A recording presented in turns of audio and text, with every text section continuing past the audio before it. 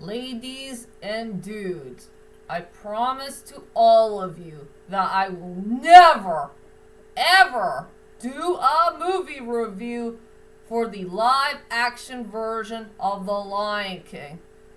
We already know that movie's already screwed up as it is, and it's started to become one of the worst films of this year. Because there's so many flaws about it, since I did see a couple of movie reviews of it here or there from a couple of my favorite movie reviewers. But to tell you the truth is, I'd just rather do a movie review of the animated one instead. After all, this animated film is the most important thing that I ever loved back from my childhood. If you know what I mean. Well, anyway, hi ladies and dudes. This is Rebecca Lynn Barkley, aka Boob Up 1987. This is my review for a day. And today's review, ladies and dudes, I'm sure everybody's so darn concerned if I'll ever do a movie review of The Lion King, but just the animated one, not the live action one. We already know that the live action one really does suck. Big time. Well, thanks to the movie reviewers and the critics, they say they lack the emotional parts for the animals, and I think they picked the wrong voice cast at the wrong time. Well, except for the two voice actors who did Timon and Pumbaa, they were the best parts about the live action film. And also a couple of them said that James Earl Jones still nail his role as Mufasa even to this day. So I'll let those parts slide. But sadly, it's not going to save the live action film. But for now on, let's just stay with the animated one. The animated one is so darn memorable to all of us for the last 25 years ago. So yes, ladies and dudes, I will go ahead and do this for all of you, for all you Lion King fans out there. I will go ahead and do my movie review of The Lion King, one of the best Disney films of all time. And I will say this is a near perfect film for me. I only have one little tiny flaw of this movie, just one little tiny flaw. But I will tell you that in a moment. And yes, ladies and dudes, it was 25 years ago I did see this movie in New York City at Radio City Music Hall. I was with my grandparents back then, back when I was 7 years old. And back then, that's how I got my cute little stuffed animal, Pumbaa. But you'll see him in a moment. So, anyway, without further ado, ladies and dudes, let's head on to my next movie review of The Lion King. Well, either way will work. It will be based on Hamlet, the Shakespeare play, or Nimba the White Lion. Either way, it could be based on either of those stories, if you know what I mean. So, let's get this started. All I could say about the main plot of the story is it's a story about a young cub named Simba who wants to learn everything about Pride Rock and his home country of Pride Lands somewhere in Africa. But sadly, his father got killed by an unknown lion who wants to become king. And yeah, he did run away from home, and he's going to get raised by our two beloved meerkat and warthog named Timon and Pumbaa and teach him how to live in a wacky life called Hakuna Matata. And Simba learns that he forgot everything about his past and he needs to find a way to get his memories back so he could go back to the Pride Lands and defeat his uncle and learn the true meaning of becoming king and the true connection thing about the great circle of life. That's all I could say about the main plot of the story. It's really, really hard to tell you guys about what the storyline is all about. No matter what, it'll be the most hardest part of all. And I guess everybody wants to know is, what the heck do I think about this movie?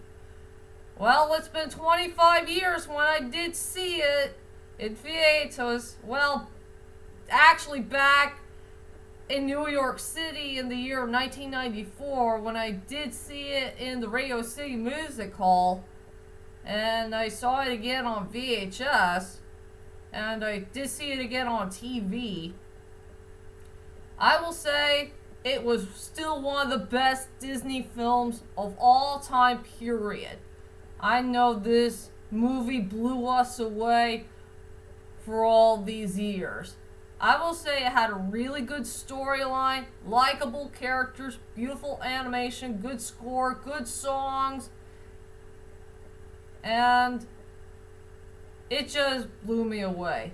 Oh yeah, the voice cast. I don't want to forget about the voice cast. I freaking love the voice cast to death. This movie just blew me away from start to finish. What else I could say about this film? So anyway, ladies and dudes, let's head on to the strongest points and the weakest points of The Lion King, the animated one. I will say for the strongest points for this film is a tie. Just a tie between one of the most beautiful epic scores that I ever heard in movie history and also the voice cast. That score.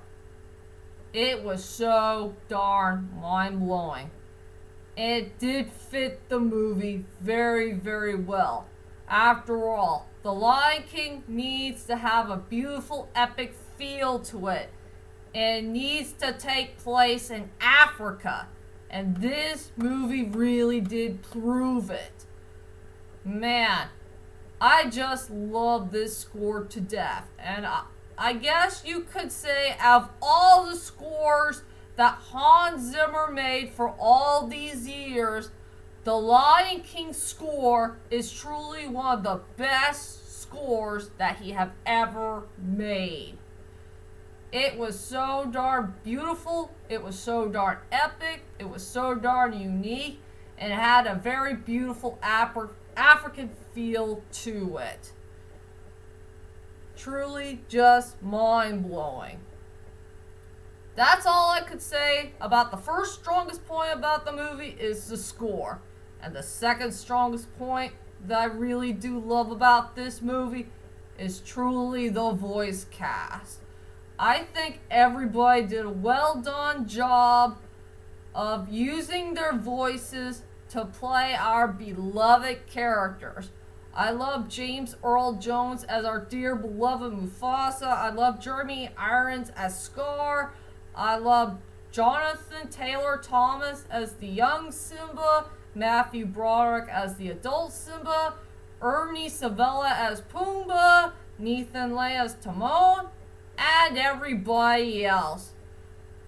This is one of the best voice casts ever in Disney history.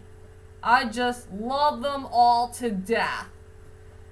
So yeah, the second strongest point I do love about this film is the voice cast. And now let's go on to my weakest points of the movie. I only got one little weak point that I found with this film. Just one little weak point.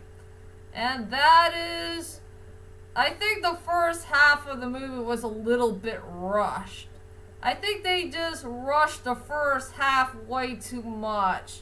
I think it was during the time, when Simba was a cub and he is excited for so many things here and there and he just got carried away. It's hard for me to say about this very important weak point All I could say is, yeah, the first half of the movie is a little bit rushed. So around like in the near middle part of it, I guess. So that's all I could say about one little major weak point of the film is the first half of the movie is a little bit rushed. And now, let's go on to the characters. I'll go with the two beloved animals I care about the most. And that is Timon and Pumbaa, played by Ernie Sabella and Ethan Lane. I just love these two guys to death. My dear beloved Timon and Pumbaa. They are such darlings. And yes, I will say, I really love their storylines. I love their personalities and attitudes. They are such good buddies in the second part of the film.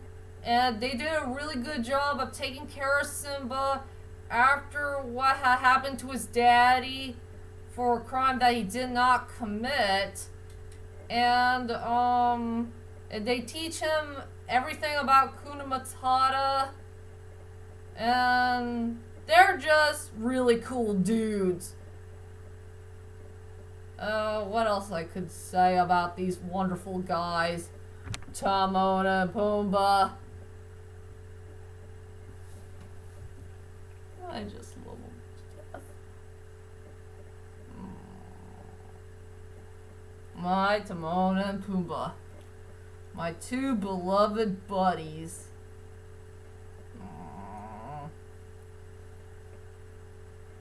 I have nothing else to say about my two beloved dudes. They really did steal the movie for me. Seriously. And now, I'll go with one more character I do care about in the film, and that is Mufasa, played by our dear, beloved James Earl Jones. And this is the only thing I will praise for the live-action film, even if I haven't seen it, and I refuse not to. But the best part about it is they did bring back James Earl Jones and to reprise one of his most famous roles of all time. I frickin' love James Earl Jones as our dear, beloved Mufasa. I mean, he is such a very cool, awesome king with a good storyline, a wonderful personality, a very nice attitude, and I really love the part where he's being a good king to his beloved queen, Sarabi, his son, Simba, and all the animals that he connected to in the film. I mean, he's a very good, wise king, and he has such of a good heart. No wonder they picked James Earl Jones to play this wonderful character. Because he is wise, he's sweet and kind, and he's very, very special to us all. Deep inside of our own hearts. And yes, ladies and dudes, James Earl Jones is also responsible of playing our dear beloved Darth Vader, well, just the voice of Darth Vader, in the Star Wars saga. And yeah, his voice fit perfectly for the villain as well. What else I could say? So yeah, Mufasa, he's a wonderful character overall. And now, let's head on to my final thoughts of The Lion King. Overall, The Lion King will always be one of the most greatest Disney films of all time. I will say it had a really good storyline, wonderful characters, fantastic voice acting. It had a wonderful score, has beautiful animation, really good character designs, and this is one great film that we will never forget in Disney history. And so, I decided to give this movie a 9.5 out of 10. I'll always love this movie from the bottom of my heart. Always.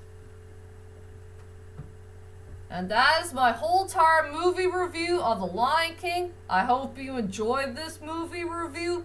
And join me next time for my next movie review to come. Will it be Star Wars Episode 1 The Phantom Menace? Or The Clash of the Titans? I gotta figure out which one I want to do next. That came from the Oh Great and Mighty Liam Neeson. I gotta do another Oh Great and Mighty Liam Neeson film very, very soon. I'm waiting for his latest ones to come out in theaters. If you know what I mean. So, that is it for now. I will see you guys later, and sayonara.